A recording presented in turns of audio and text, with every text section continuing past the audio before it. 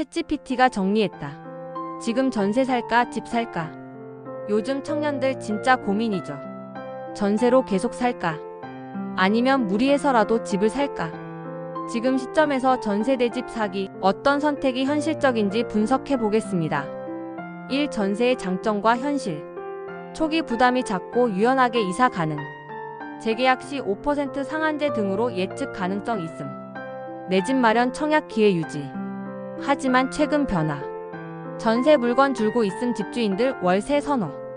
보증금 그대로인데 월세는 올라간 반전세 확산. 전세 보증금 반환 불안 집값 하락기엔 위험. 이 집 사기의 장점과 현실. 고정된 주거지, 주거 안정성. 시세 차익 자산 형성 기회. 월세 안 내고 내 집에 돈을 쌓는 구조. 현실적 부담. 대출 규제 금리 부담. 취득세, 보유세 등 초기 장기 비용. 부동산 시장 불확실성. 하지만 최근 정책 변화. 청년 대출 완화, LTV 상향, 특례 보금자리 등. 생애 최초 혜택 다양화. 전세보다 실거주용 매수 문의 늘어남. 채띠 꿀팁. 지금은 집값보다 현금 흐름이 더 중요합니다. 내 수입이 감당 가능한지 먼저 따져보세요. 3. 현실 비교 시뮬레이션. 같은 조건에서 전세 대 매매 비교. 예 3억 전세 대 4억 매매 2억 대출. 월세 전환 시 전세 비용이 결국 월세보다 유리한가? 내 집이 되면 매달 들어가는 돈이 자산이 되는 구조. 핵심. 보증금 돌려받을 수 있나? 대출 이자 대 전세 월세 비교. 지역 전망 주거 안정성까지 포함해서 판단. 4. 결론 전세 대 매매 선택 기준. 전세가 유리한 경우.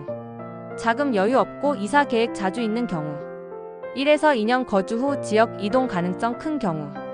집 사기가 유리한 경우. 일정한 소득 대출 가능. 실거주 장기 계획 있는 경우. 정부 지원 활용 가능한 연령소득 조건 충족. 엔딩. 내 집 마련은 돈이 아니라 전략의 문제입니다. 전세도 집도 장단점은 있습니다. 하지만 지금은 내 상황에 맞는 선택을 해야 할 때입니다. 채띠 마무리. 당신의 집 남이 정해주는 게 아니라 지금부터 계산기로 찾는 겁니다. 챗GPT 잘 정리했네요. 결단의 문제가 아니라 자신의 여건을 살피는 것이 먼저라는 이야기군요. AI와 함께하는 부동산의 현실적인 문제를 조근조근 따지는 작업을 계속 이어나가겠습니다. 구독과 좋아요는 영상 제작에 큰 힘이 됩니다.